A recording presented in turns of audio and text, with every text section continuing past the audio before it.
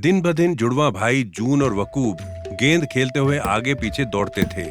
एक दिन उनके जोरदार खेल ने अंडरवर्ल्ड्स के लॉर्ड्स को अस्त व्यस्त कर दिया, जिन्होंने जुड़वा भाइयों को एक मैच के लिए चुनौती दी। लेकिन जब दोनों भाई वहां पहुंचे तो लॉर्ड्स ने उन्हें फंसाकर मार डाला और जून के सिर को एक पेड़ से ट्रॉफी के रूप में लटका दिया। इसके कुछ ही समय बाद पेड़ में बड़े पैमाने पर फल लगने लगे, जिसने लॉर्ड्स की बेटियों में से एक का ध्यान आकर्षित किया।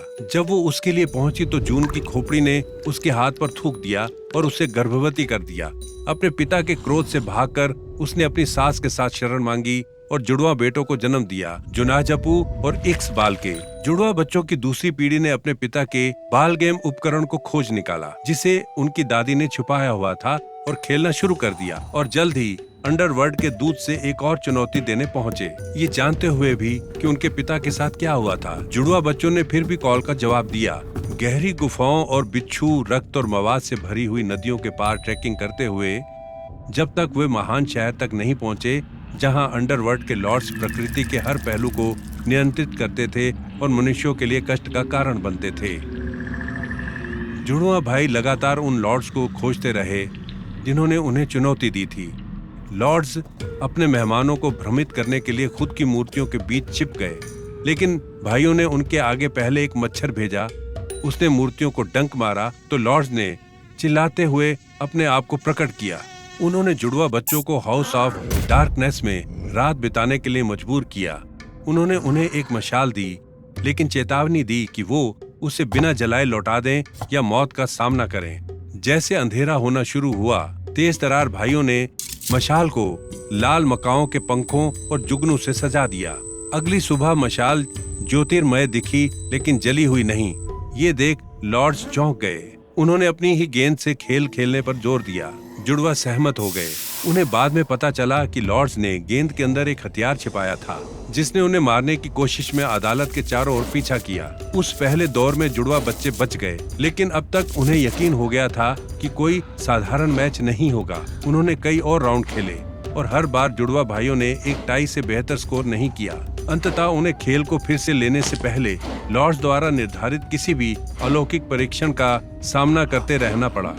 वे हाउस ऑफ कोल्ड से आग जलाकर और हाउस ऑफ जगवार से जानवरों की हड्डियां खिलाकर बच निकले, लेकिन हाउस ऑफ बैट एक चमगादड़ ने जनजापू के सिर पर काट लिया। लॉर्ड्स को यकीन था कि अब उन्हें फायदा होगा। उन्होंने भाइयों को बॉल गेम के एक और दौर के लिए बुलाया। उन्होंने अदालत के ऊपर जुनाजपू का सिर लटका दिया।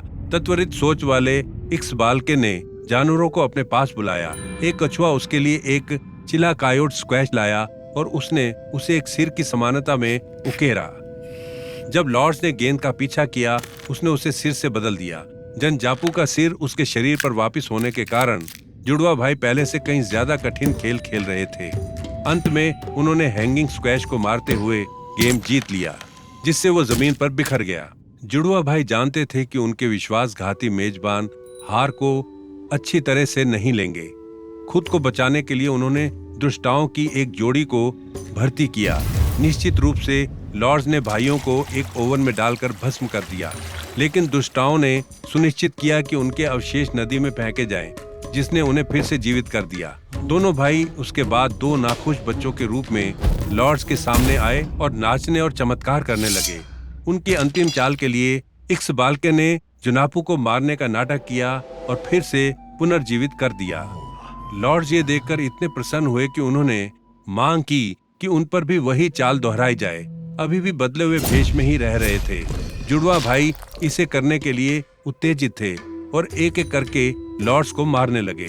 जैसे ही बचे हुए लॉर्ड्स ने महसूस किया कि उनके सामने कौन खड़ा है और कोई पुनरुत्थान आने वाला नहीं था, तो उन्होंने दया की भीख मांगी और जुड़वा बच्चों को अपना श्राप सुनाया। इसके बाद लॉर्ड्स के पास सतही दुनिया पर कोई बलिदान, कोई शक्ति नहीं होगी। इंसानों को आतंकित करने के उनके दिन समाप्त हो गए थे। सीखते रहना चाहते हैं? हमारे चैनल को सब्सक्राइब करें और जिज्ञासु बने रहें।